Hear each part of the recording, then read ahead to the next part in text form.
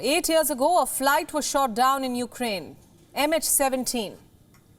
How many of you remember that story? Well, earlier today, a Dutch court delivered its verdict in the case. It sentenced 3 men to life in prison and acquitted another man. But here's the thing, none of these men were in custody. They were not arrested. Our next report has more.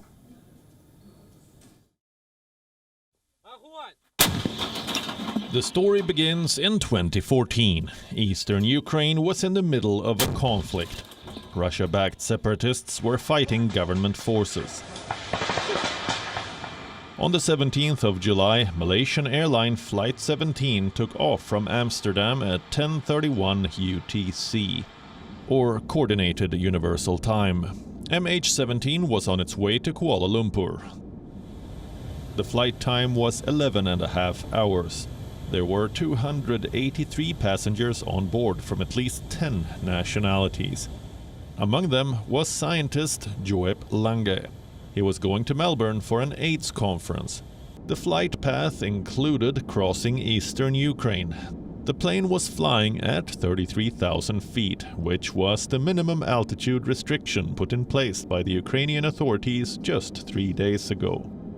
At around 13:26, the flight disappeared from the radar. Locals from Ukraine's Rozhipne clearly remember that day.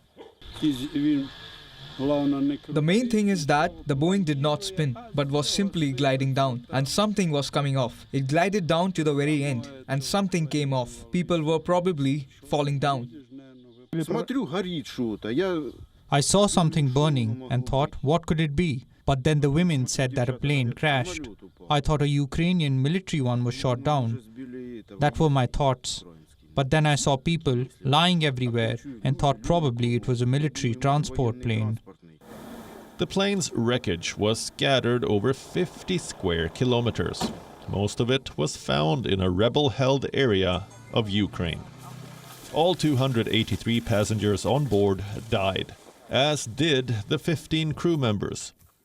The rebels handed over the flight's black box to Malaysian authorities. Investigators began putting together the pieces. Was it bad weather that brought down the plane, or was it pilot error or some malfunction? All possibilities were ruled out. Investigators concluded that the plane was brought down by a missile. Not just any missile, but one fired from a BUK surface-to-air system. What's interesting is that the missile never really hit the plane. Instead, it exploded just a few feet away from the cockpit. The weaponry was brought in from Russia. It was also returned to the country the same day. In July 2019, Dutch prosecutors filed charges against 4 men, 3 Russian and 1 Ukrainian. The most important thing is not the verdict itself, but what will happen after it. The fact is that the missile can't move independently without a top-down decision.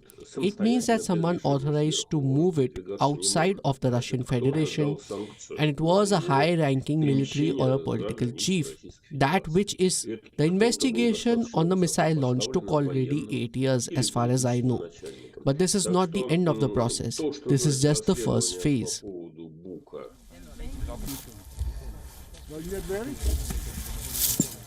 WION World is now available in your country. Download the app now and get all the news updates on the move.